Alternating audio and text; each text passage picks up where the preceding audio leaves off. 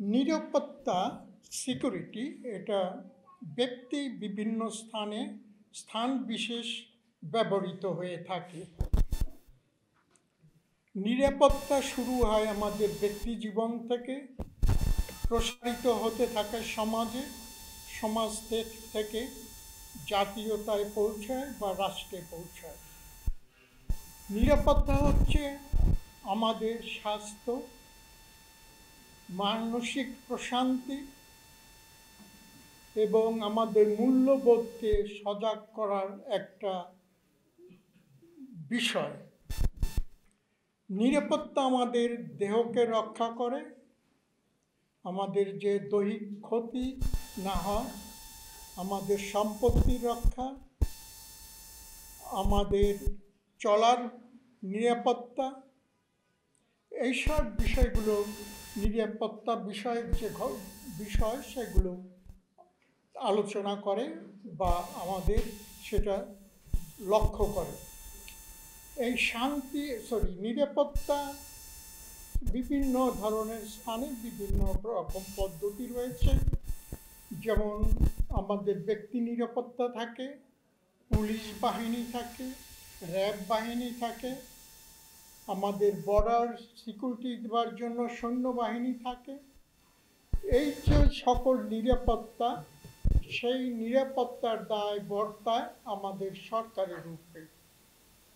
আমরা গণভোট দিয়ে আমরা সরকার নির্বাচন করি, সরকারের উপরে আস্থা রাখি, সরকারের কার্য পরিচালনা করার জন্য আমরা ট্যাক্স প্রদান করি, আমরা তার উপরে বিশ্বাস রাখি, আস্থা রাখি যে সরকার আমাদের নিরাপত্তা দেখবেন, আমাদের জীবনে নিরাপত্তা দিবেন।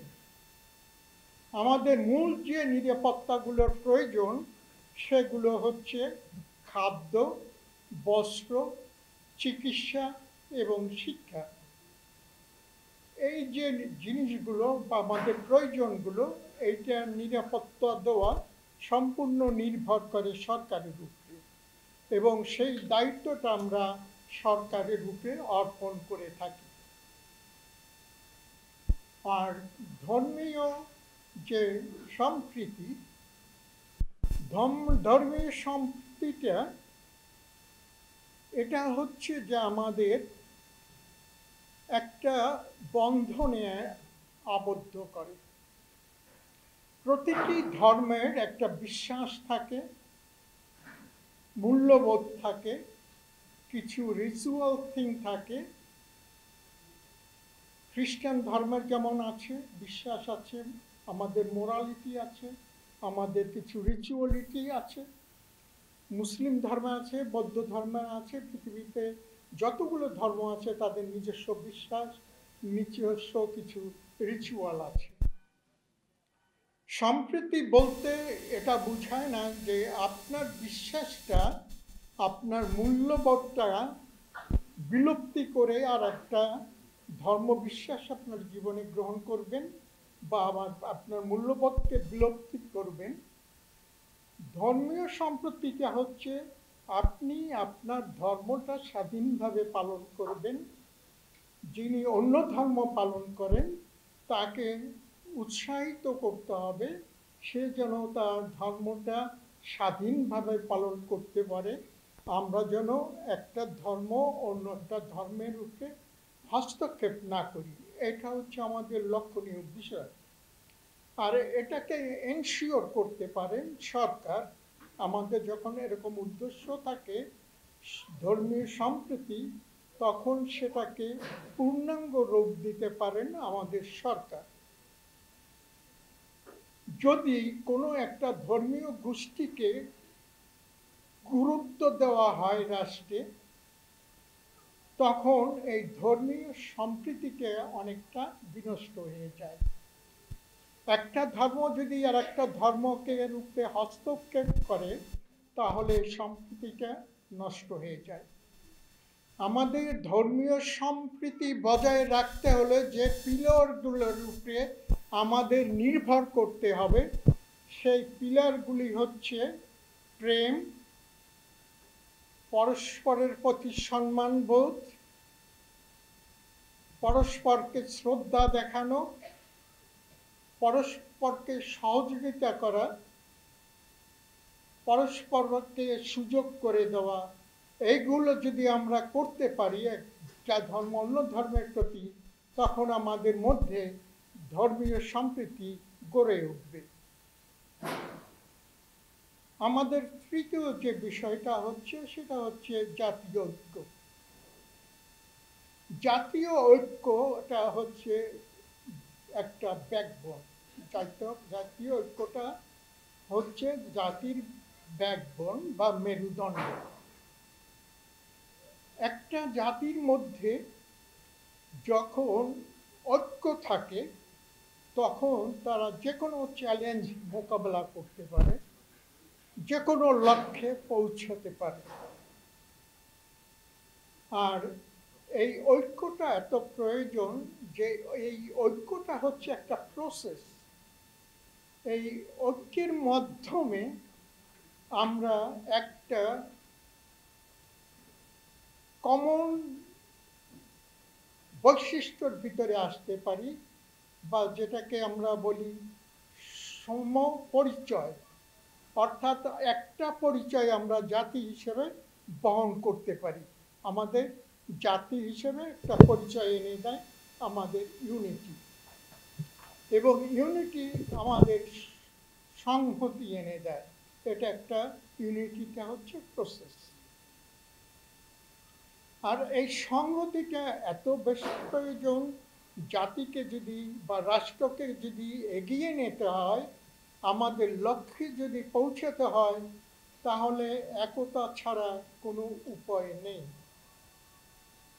একতা হচ্ছে আমাদের মূল বিষয়। জাতিকে একত্র করে, জাতিকে যে কোনো সমস্যা সমাধানে সাহায্য করে এবং আমাদের লক্ষ্যে পৌঁছতে সাহায্য করে। এই একতারা আজকে যে আমরা সভ্যতার উপরে দাঁড়িয়ে আছি, এই সভ্যতাকে এনে দিয়েছে মানুষের একতা। মানুষের একতা আমাদের এই বর্তমান সভ্যতাকে এনে দিয়েছে। কাজেই আমরা বুঝতে পারি যে একতাটা কত গুরুত্বপূর্ণ এবং প্রয়োজন। আমরা যদি এক থাকি, আমাদের মধ্যে শান্তি থাকবে, আমাদের মধ্যে নিরাপত্তা থাকবে, আমাদের মধ্যে সম্প্রীতি থাকবে। যখন আমাদের মধ্যে একতা না থাকবে, না বিশৃঙ্খলা থাকবে, তখন আমাদের নিরাপত্তা ভেঙে যাবে, আমাদের যে সম্প্রীতি সেটাও বিনষ্ট হবে। কাজেই সম্প্রীতি বা আমাদের যে একতা, সেটা খুবই গুরুত্বপূর্ণ জাতির জন্য।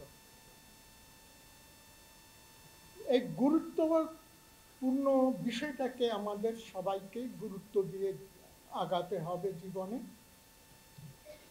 নিরাপত্তা, ধর্মীয় সম্প্রীতি এবং আমাদের যে জাতীয় ঐক্য, এগুলোর জন্য আমাদের ভূমিকা কি? আমরা আজকে চার্চে যে আয়োজনটা করেছি, এটা একটা ভিন্ন ধরনের আয়োজন। আমরা যারা এখানে উপস্থিত আছি, আমাদের প্রত্যেকের কর্তব্য রয়েছে। নিরাপত্তার জন্য কর্তব্য রয়েছে, সম্প্রীতির জন্য কর্তব্য রয়েছে, জাতীয় ঐক্যের জন্য প্রয়োজন রয়েছে। আমরা যদি নিজ নিজ জায়গা থেকে সেই বিষয়গুলোতে আমাদের যা করণীয় বা অবদান, সেটা যুক্ত করে দেই, আমরা জাতি হিসেবে এগিয়ে যেতে পারব। আমাদের বিশ্বাস রয়েছে, খ্রিস্টান যারা আমরা আছি এখানে, আমাদের মূল্যবোধ রয়েছে। আমাদের ধর্ম আমাদের উৎসাহিত করে একতার জন্য, সম্প্রীতির জন্য। বাইবেলে আমি দুটো পদ উদ্ধৃতি বাইবেল থেকে। একটা হচ্ছে প্রথম পিতর 3:8 আছে, তোমরা পরস্পর ভাতৃপ্রেমে থাকো, সমমনা হও, অন্যের দুঃখে দুঃখিত হও, শ্রদ্ধাবোধ থাক তোমাদের মধ্যে সম্মানবোধ থাক। এই যে বৈশিষ্ট্যগুলো বলা হয়েছে খ্রিস্টানদের গ্রহণ করতে বা বিশ্বাস করতে, এই বৈশিষ্ট্য যদি আপনার জীবনে থাকে, যদিও আমরা খ্রিস্টান যারা আছি এই দেশে আমরা সংখ্যায় খুব কম, কিন্তু আমাদের মধ্যে যদি এই গুণাবলীগুলি থাকে, আমরা জাতিকে, সমাজকে অনেক কিছু কন্ট্রিবিউট করতে পারি। আর একটা বিষয় হচ্ছে, মতি লিখেছে সুষমাচারে 5:14 উল্লেখ করেছেন, যীশু খ্রিস্ট বলেছেন তার অনুসারীদের, তোমরা জগতের জ্যোতি। আমরা যারা এখানে আছি খ্রিস্ট বিশ্বাসী, আমরা সবাই খ্রিস্টের বাক্য অনুসারে জ্যোতি। একটা লাইট অন্ধকারে আপনার বাড়ির আঙ্গিনায় আলোকিত করে তুলতে পারে, আপনার ঘরের অন্ধকারকে দূরীভূত করে দিতে পারে একটা লাইট। আপনিও তো ধ্রুব, আপনি যেহেতু জ্যোতি, আপনি সমাজে জাতির মধ্যে কন্ট্রিবিউট করতে পারেন। আপনার যে জ্যোতি রয়েছে সে জ্যোতি দিয়ে আপনি অন্যকে পথ দেখান, অন্যকে শিক্ষা দেন, অন্যকে আলোকিত করেন, অন্যকে উৎসাহিত করেন আলোর পথে থাকতে, তারা যেন অন্যায়ের পথে না যায়, দুষ্টর দ্বারা আকর্ষিত না হয়। কাজেই আপনার দায়িত্ব রয়েছে জ্যোতি হিসেবে সমাজকে কন্ট্রিবিউট করা, জাতির মধ্যে কন্ট্রিবিউট করা। আজ আমরা যারা এখানে আছি অনেকেই শিক্ষিত, প্রফেসর রয়েছেন, সাংবাদিক রয়েছেন, অনেকেই আছেন যারা উচ্চশিক্ষিত। যারা উচ্চশিক্ষিত তাদের বলা হয় আলোকিত মানুষ। তাদের অনেক জ্ঞান থাকে, তাদের শিক্ষা থাকে, তারা আলোকিত। এই যারা আলোকিত তাদের দায় রয়েছে সমাজে, রাষ্ট্রে আলোকিত করার। কিন্তু এই আলোকিত লোকজন যখন নিজ স্বার্থের জন্য, গোষ্ঠীর স্বার্থের জন্য বা কোনো স্বার্থ লাভের জন্য তার জ্ঞানকে, তার আলোকে অন্যভাবে ব্যবহার করেন, তখন তিনি আর আলোকিত ব্যক্তি থাকেন না, তিনি হয়ে যান আগুন বহনকারী ব্যক্তি। তিনি তার আগুন দ্বারা জাতিকে পোড়ান, সমাজকে পোড়ান এবং প্রতিবেশীকে পোড়ান। কাজেই যারা আজকে আমরা এখানে উপস্থিত আছি, আমাদের লক্ষ্য হোক জাতির স্বার্থে, আমাদের দেশের স্বার্থে, আমাদের যা কিছু প্রয়োজন, যে যেখান থেকে যতটুকু কন্ট্রিবিউট করতে পারি আমরা ততটুকু কন্ট্রিবিউট করব।